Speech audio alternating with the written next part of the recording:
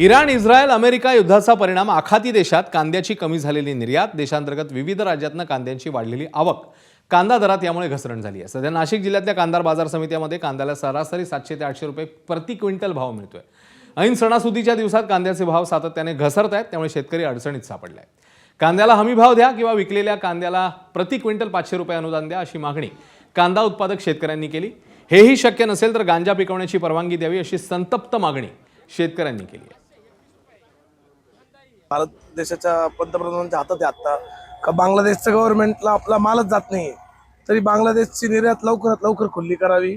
सर्व राज्यातला कांदा, जसं आता आपल्या व्यापारी मित्रांनी सांगितलं का बंगालचा सुखसागरचा पूर्ण जोरात प्रमाणात चालू झाला आहे, तो आता 1.5 महिना तो फार जोरात राहील। त्यामुळे आता 1.5 महिना असाच त्रास होईल। आणि दुसरा विषय, आपल्या लाल कांद्याला पत्तीचा प्रॉब्लेम आहे सध्या उन्हामुळे, आणि त्याच्यामुळे आता त्याचा बी थोडा परिणाम आहेच। आणि अवकेचा प्रेशर सगळ्या राज्यात वाढल्यामुळे थोडं प्रमाण कमी झालंय। भारतात 30% खतांची आयात आखातातनं होते, त्यामुळे आता या युद्धाचा खतांच्या किमतीवर परिणाम झालाय। आगामी खरीप हंगामात लागणाऱ्या खतांच्या किमती प्रति किलो 50 किलो मागे 200 ते 250 रुपयांनी महागल्या आहेत। युद्धस्थिती अशीच राहिली तर खरीपाच्या हंगामात खत टंचाई देखील निर्माण होण्याची शक्यता आहे। देशातल्या खत निर्मिती कारखान्यांमधील कच्चा माल देखील संपण्याच्या मार्गावर आहे। यामुळे भारतीय खतांच्या उत्पादनाचा वेग मंदावला। त्यातच 1 एप्रिलला केंद्र सरकार खत धोरण ठरवणार आहे। आता केंद्र सरकार सबसिडीबाबत काय निर्णय घेतं यावरही खत दरवाढीचं गणित हे अवलंबून असेल।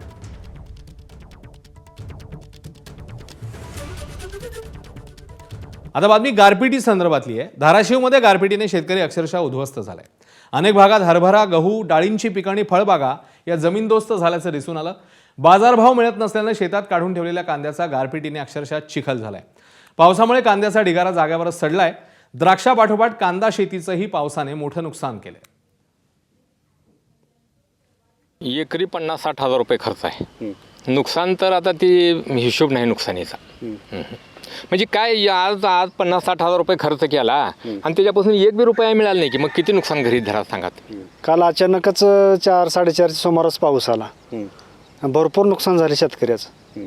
काही नाही, आता काय कवडी मोलाचं सुद्धा त्याचे पैसे होणार नाही त्यात त्याची भाव नाही। त्यात आता हे गारपिटीनं नुकसान, 1 एकरला खर्च एवढा याला की मजूर मिळणार गेलीत, 50-60 हजार रुपये खर्च आला आहे।